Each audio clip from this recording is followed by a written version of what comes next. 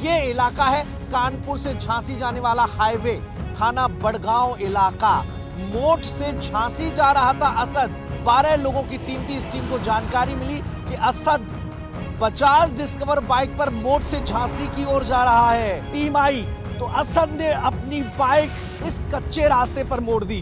जो जवान है वो पीछा कर रहे थे असद अहमद का। असद को लग रहा था कि अब वो बच नहीं पाएगा, अब उसका आखिरी समय आ गया है। 5 लाख के इनामिया असद अहमद को कैसे मार गिराया गया, कैसे इनकाउंटर हुआ गुलाम का, वो सिलसिलेवार तरीके से हम आपको समझाते हैं। टाइम लाइन के अकॉर्डिंग कैसे कब कब क्या क्या हुआ। देखिए, ये इलाका है कानपुर से झांसी जाने वाला हाईवे, थाना बड़गांव इलाका।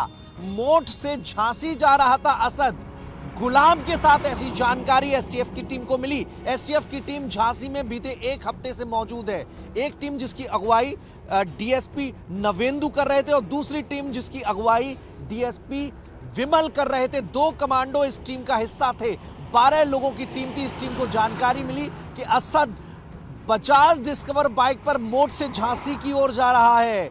दोनों टीम ने आपस में कोऑर्डिनेट किया और इस लोकेशन पर देखिए, ये लोकेशन है, ये परीक्षा पावर प्लांट है। यहां परीक्षा बांध बना हुआ है।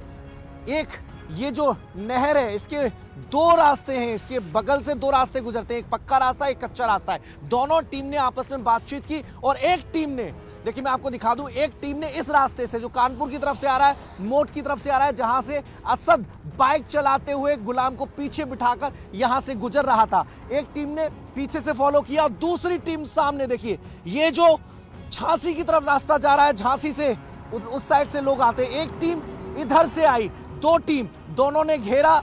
असद इस रास्ते से होकर वहां जो दूसरा हिस्सा है, एक पक्की सड़क जाती है इस नहर के और दूसरी तरफ जो ऐश डैम है उस तरफ जाती है, वो कच्ची सड़क है। असद ने कच्ची सड़क की तरफ अपनी बाइक मोड़ दी।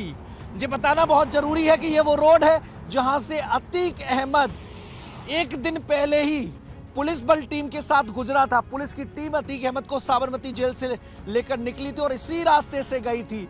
और यहीं पर देखिए, ये जो बैरिकेडिंग आपको नजर आएगी, ये वो रास्ता। जब पुलिस की टीम पीछा कर रही थी, एसटीएफ की टीम पीछा कर रही थी और एक टीम सामने से आ रही थी, तो असद के पास बच निकलने का कोई रास्ता नहीं था।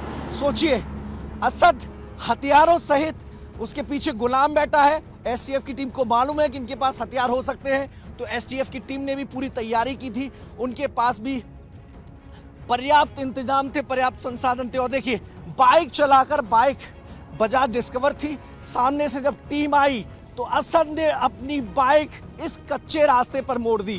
देखिए, बैरिकेडिंग लगाए गए हैं, इस कच्चे रास्ते पर अपनी बाइक मोड़ दी। बचने की कोशिश असद की, गुलाम पीछे बैठा है, बाइक यहां से मोड़ दी। यहां पर अक्सर राख के ट्रक गुजरते हैं, क्योंकि यहां पर थर्मल पावर प्लांट है, तो ऐसे में जो ट्रक है राख के, वो यहीं से होकर गुजरते हैं। तो असद ने अपनी बाइक इसी कच्चे रास्ते पर मोड़ दी। और आगे आपको बताते हैं कि 1 किलोमीटर दूर क्या हुआ असद और गुलाम के साथ। एसटीएफ की टीम ने कैसे मुकाबला किया असद और गुलाम का। एसटीएफ की टीम लगातार पीछा कर रही थी, 2 गाड़ियां और आगे बाइक। और देखिए, ये करीब 1 किलोमीटर तक चलकर इस रास्ते पर, कच्चा रास्ता है और देखिए पूरा बियाबान जंगल है, परीक्षा थर्मल पावर प्लांट और उसके बगल में एक नहर और नहर के दोनों तरफ डैम बने हुए हैं और देखिए पूरा जंगल, बियाबान जंगल है। दोपहर 12:45 का समय था एसटीएफ के अनुसार। और देखिए, जब बाइक आगे बढ़ी, बाइक आगे बढ़ती जा रही थी, पीछे गाड़ियां थी। एसटीएफ के जो जवान है वो पीछा कर रहे थे असद अहमद का। असद को लग रहा था कि अब वो बच नहीं पाएगा, अब उसका आखिरी समय आ गया है। लेकिन चूंकि अतीक अहमद का बेटा, जैसा कि अतीक अहमद कहता है कि वो शेर है, लेकिन यहां पर असद की सारी हेकड़ी निकल गई। देखिए, वो स्पॉट जहां पर घटना घटी, यहां तक आते आते चूंकि लगातार गाड़ी स्पीड में थी, बाइक को तेजी से भगा रहा था, कच्चा रास्ता है, देखिए बहुत सारे गड्ढे भी हैं, ऐसे में कई बार बाइक डिसबैलेंस हुई और देखिए यहां पर आकर बाइक गिर गई, एकदम देखिए बाइक गिर गई।